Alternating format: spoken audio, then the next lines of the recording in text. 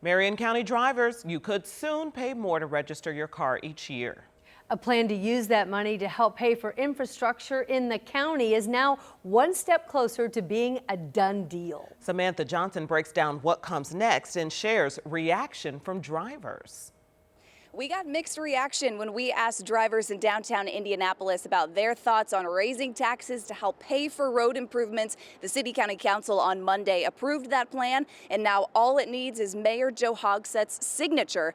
But in a world where everything feels like it is a little more expensive, affordability was the top concern from drivers. It's kind of like a double-edged sword because you're kind of sacrificing your own goods, your own money to help maybe yourself, but also others around you. My initial thoughts are you get what you pay for. And the average Marion County driver pays about $20 in vehicle taxes right now, according to counselors. This proposal pushes that to $100. That's a lot. $100 per car every time you register it. Supporters say this idea is needed to secure $50 million in matching state funds for roads and infrastructure. Residents are paying for this one way or another. No level of government, from local government, townships, all the way up to the federal government, is putting enough of our taxpayer dollars toward infrastructure. We are not. Those against it say, what about families who are already stretched thin? That's $1 million question. But what are we going to tell these people that can't afford this? How are they going to get by? And then how long is it going to take to get this money generated to actually pay for it? I feel like that's a small price to pay for a big accomplishment. One thing these drivers can agree on, Marion County roads could use all the help they can get. I have been having to take surface streets because of all the construction to get here to work, and it's awful. Not wonderful, not great at all, awful. I would say pretty bad. And now it's up to Mayor Hogsett to decide if this proposal is the answer. Now, Mayor Hogsett can veto this proposal, but then the council can override his veto if they can pull together 17 votes. Mayor Hogsett now has 10 days to review that proposal. Reporting in Indianapolis, Samantha Johnson, 13 News. And Mayor Hogsett says his administration can leverage state funds without raising prices for taxpayers. We reached out to his office several times this week, and we have not heard back yet. There is a renewed push tonight to get the Indiana Utility Regulatory Commission to reconsider their approval of a rate hike at AES. The push is coming from the Indiana Office of Utility Consumer Counselor. So the increase is to the base rate, $1 more a month starting this month, followed by an increase of $8.50 more a month starting by January. The counselor issuing a statement saying, quote, ratepayers have been tightening their belts for years. It's time for utilities to do the same. We also should note that Governor Braun has already called on that commission, the IURC, to reverse that hike decision.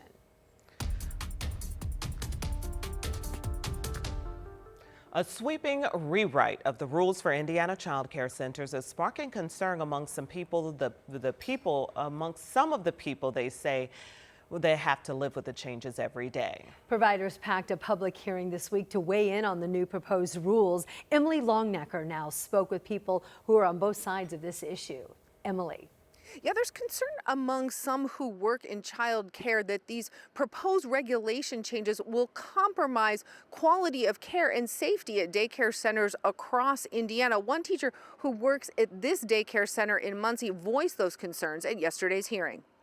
Indiana's Family and Social Services Administration is the state agency that oversees Indiana's child care centers, like United Daycare Center in Muncie. For the first time in over 20 years, FSSA is rewriting the rules centers are required to follow. One big change involves the educational requirements needed to work at a daycare center. The proposed changes would broaden the qualifications for child care center directors, as well as teachers and caregivers, recognizing work experience as an alternative to some educational requirements. Changes that concern Austin Scales, who's worked as a lead teacher at this Muncie daycare for 5 years. Scales has a bachelor's degree in elementary and special education and is working on his master's. He says the expertise that comes with that kind of background matters when working with kids from diverse backgrounds. I'm concerned for the children that are going to be in that environment with people that might not be able to delegate or have the experience with children with disabilities or trauma that is needed, especially in an environment like this. FSSA says the rule changes are the state's way of making childcare more affordable for families and increasing the supply of childcare across the state. And coming up tonight at 6, a lawmaker who testified about these proposed regulation changes will also weigh in. We'll tell you what she says is needed to keep Indiana's child care infrastructure stable and growing. In Muncie, Emily Longnecker, 13 News. It's important to note that this isn't a done deal just yet. FSSA still has to respond to the public's comments that were coming in yesterday. Then there's going to be another public hearing on any possible changes. In fact, FSSA says it could take until the end of the year before the rules are finalized. Tonight, the Hamilton County prosecutor is charging an Indianapolis woman accused of leaving her dogs in a hot car where they died. Cicero police found the dogs in the car outside a restaurant last Friday. One of the dogs had died and the other was in such bad shape it had to be put down. Parina James now faces 2 charges of torturing or mutilating a vertebrate animal and 2 charges of cruelty to an animal. Also tonight, a man is facing a charge of animal cruelty, accused of leaving a dog in a hot car. It happened in the Walmart parking lot in Marion last Wednesday during the extreme heat warning. An arrest warrant has now been issued for 61-year-old Wadey Harwood. Newly released court docs say State Marion police found the dog panting heavily in a van with 3 windows partially rolled down. Those court documents state Harwood admitted the dog belonged to him.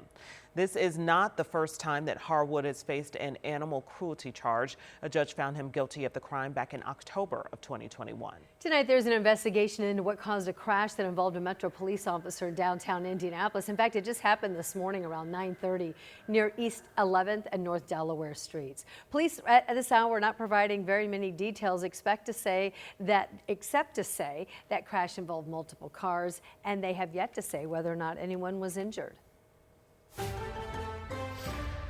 All right, taking a break from the headlines, let's talk about weather, just because it is a very comfortable day, a beautiful day, a little warm, but compared to last week, my goodness. Yes. Wonderful. 84 degrees right now. A milder night is in store for us, and Angela joins us now with what she sees ahead. Hey, Angela. Hey there. The reason for that, dew point temperatures coming down just a little bit thanks to a northerly flow of air, so that's the reason it's going to be a bit more mild. I think you'll notice that for a few hours this evening. Let's take you outside across central Indiana. Nice mix of sun and clouds. It is dry. The radar is clear.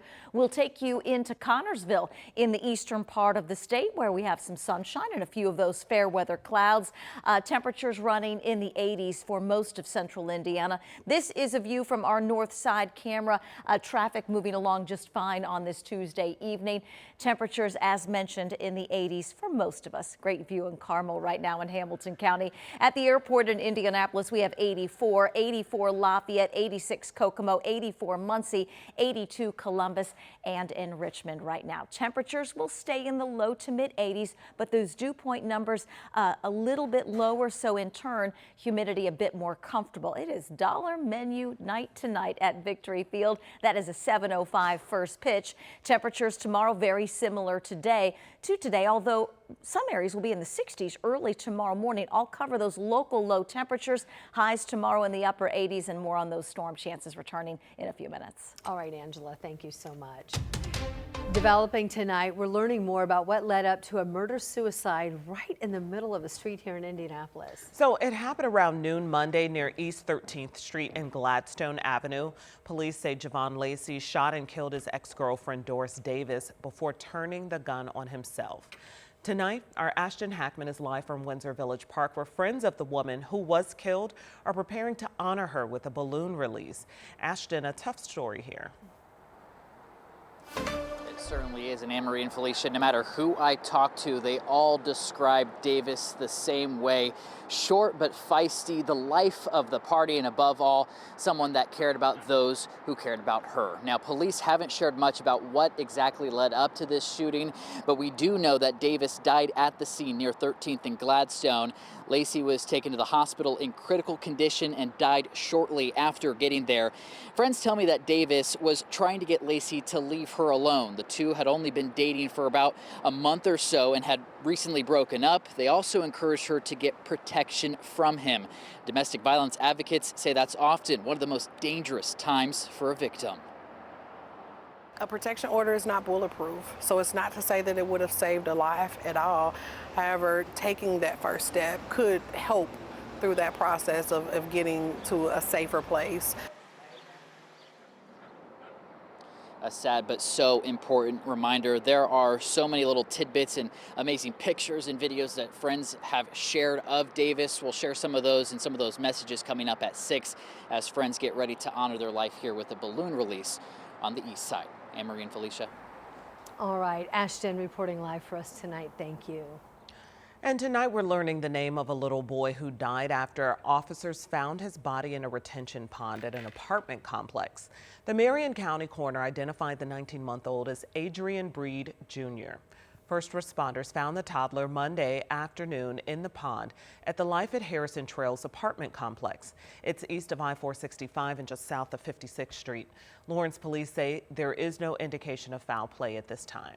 We're also learning the name of a man hit and killed after a crash on the east side of Indianapolis. The Marion County coroner identifying that victim as 29-year-old Joshua Green. Metro police say a driver hit him Monday morning while he was standing outside his car following a crash on North Shadeland Avenue near 38th. Officers say the other drivers are cooperating with the investigation.